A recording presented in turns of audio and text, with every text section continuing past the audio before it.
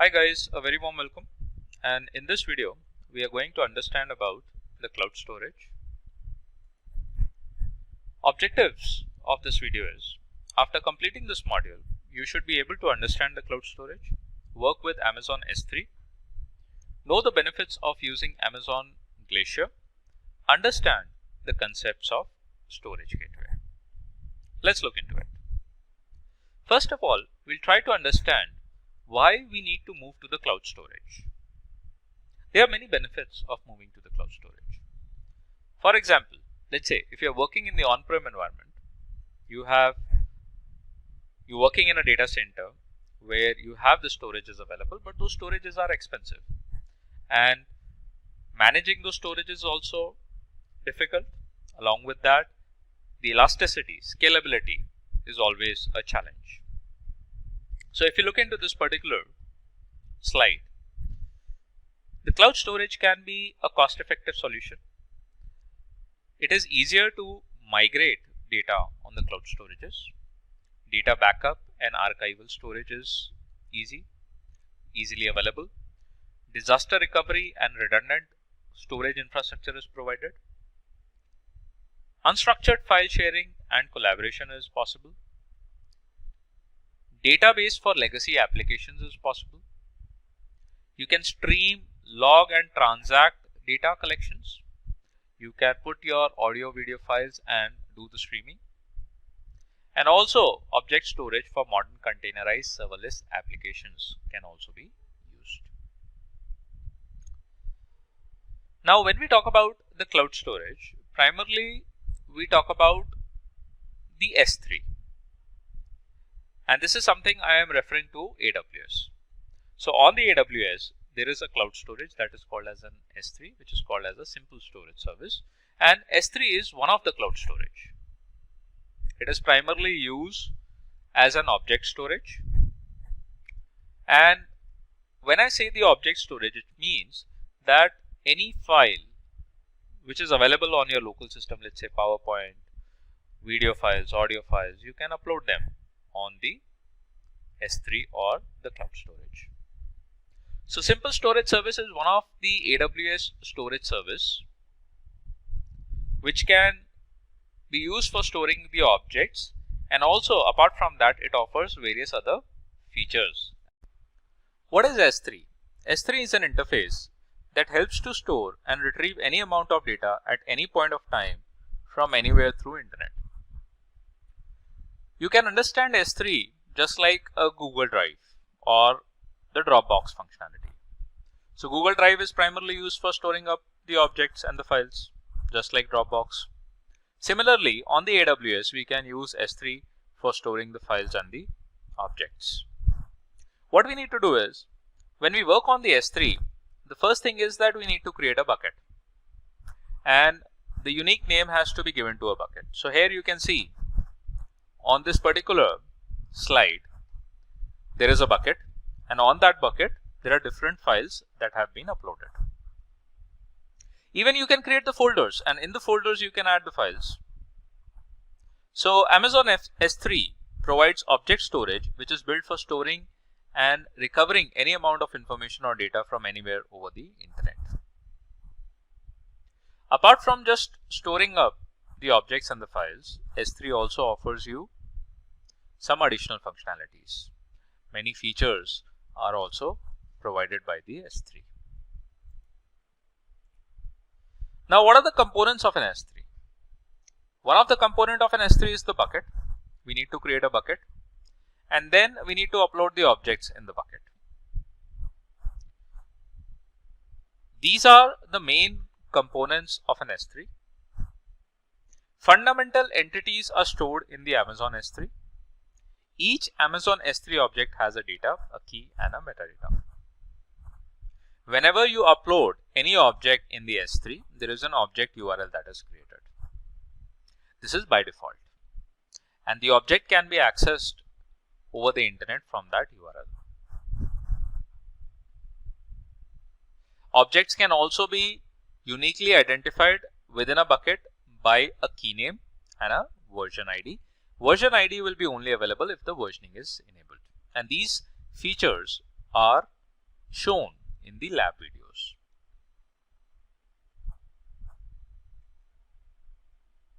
We can create around 100 buckets in our AWS account. The bucket can be configured and created in any specific region. So guys, when you work on the S3 is a global service. That means when you open up the S3 dashboard, you do not have to select a region. All the regions are grayed out. Unlike in the case of an EC2 where we have to select a region. The second thing is, when we create a bucket in the S3 for storing up the object, so we need to specify a region while creating a bucket. Like if I need to create a bucket in the S3, I need to select a region. Let's say I select an Ohio region for that. So when an object is added to the bucket, Amazon S3 generates a unique version ID and assigns it to the object. How much storage capacity we can get it from the S3? It's unlimited. We keep on adding up the objects, it keeps on scaling in the backend. However, till 5 GB of total storage, we can get it as free of cost. In more details, you can always refer the AWS documentation for the capacity. This diagram shows the working of an S3. When we work on the S3, the first thing is we need to create a bucket. So this is a bucket. And with the help of an internet, we can directly upload our files and the objects. Even if there are any objects that are available in the S3, we can download them also on our local systems. So what is the benefit we get working on the S3? We can access these documents, files, objects from any location. If you are traveling also, just we need to have a good internet connection. We can access these objects, documents from different devices. We don't have to carry a specific hard disk or laptops along with us. We can access it from the mobile phones also. These are a couple of examples. And likewise, when you read some case studies, you are going to find a lot of benefits of S3 that has been used by various different companies and the organizations. Now, this slide talks about the difference between S3, EBS and EFS. So let me brief you about the EBS and the EFS. EBS we all know. We looked into the EBS in the EC2 videos. EBS stands for Elastic Block Storage, and this is a virtual hard drive that is attached to the EC2 instance. EFS is an elastic file system. It's just like a network file system. So Amazon S3, Amazon EBS and Amazon EFS are the different type of storages. Amazon S3 is an object storage, primarily used for storing up the objects. Here you can see. Amazon EBS is a block storage only, primarily used with one EC2 instance. And Amazon EFS is a file storage. It can be used with multiple EC2 instances as a file system. The EBS and the EFS has to be used with the EC2 instance only. S3 can be used directly from the internet, just with the help of a web interface also.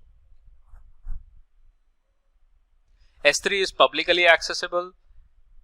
EFS and EBS, we need to make the public access, and that is also we can access it from the EC2 instance only. For backups, for storing up the logs, for storing the large chunk of data, we can always use S3. For example, like Amazon Prime, which is a very famous video repository application where you can watch the movies, stream the movies and the content. That content is stored in the Amazon S3. So the streaming happens from the Amazon S3 only. Likewise, you're going to get a lot of examples where the Amazon S3 can be used. So I would suggest you guys to read this slide and look for the differences between S3, EBS and the EFS, Elastic File System. What is a bucket policy? Bucket policy is basically the set of permissions that are given to the bucket.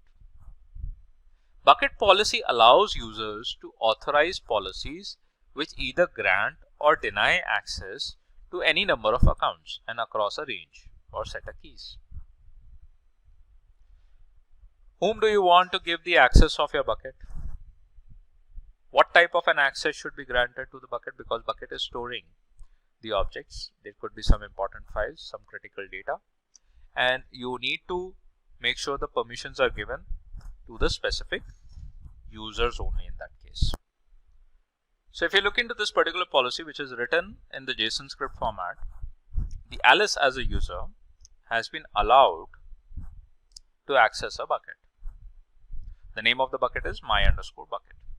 Now if you want to restrict it, if you want to restrict an user Alice from accessing the bucket, then we can apply the security with the help of a JSON script, where we can, instead of allow, we can deny the access to my_bucket. So that's what the policies are primarily used with the S3.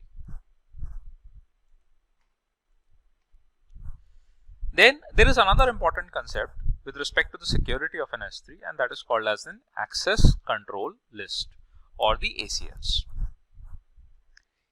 ACLs in detail you are going to understand when we will cover up the concept of a VPC, or the virtual private cloud.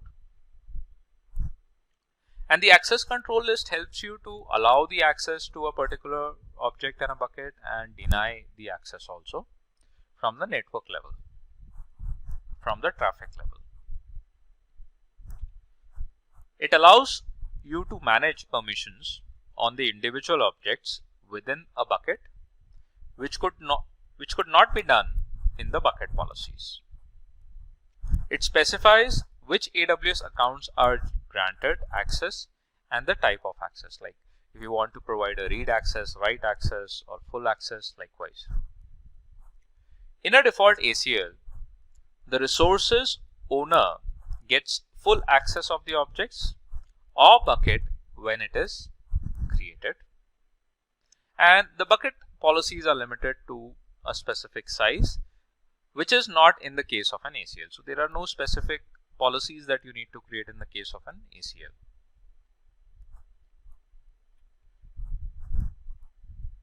Transfer acceleration in AWS S3. The transfer acceleration is a concept on an S3 where you can get your large files uploaded on the S3 quickly. Generally what we do, when we upload a file on the S3, we take the help of an internet and directly upload the file on the S3 with the help of an internet. But let's say if you want to do it quicker, then we can enable a feature on the S3 that is called as the transfer acceleration. However, the transfer acceleration is a chargeable service, but it will help you to quickly get your objects uploaded on the S3. So how does the Amazon S3 transfer acceleration works? Here you can see, when you do a direct upload from the internet, the object goes and it is uploaded on the S3 bucket. But when you enable the transfer acceleration, it takes the help of the edge locations of an AWS. Guys, edge locations are the point of presence, which the AWS have around the globe in different regions, and it is tied up with couple of organizations also that are providing the point of presence if the regions are not available in that particular location. These are the servers maintained, managed by the AWS and its service providers. And let's say if you upload an object, your object gets uploaded to the nearest edge location from your specific geographical location. Let's say if you are in Ohio and you want to upload an object, your object will be uploaded on the nearest edge location, the nearby edge location in Ohio itself, and from there, using the AWS internal private network, the object will be uploaded on the S3 bucket.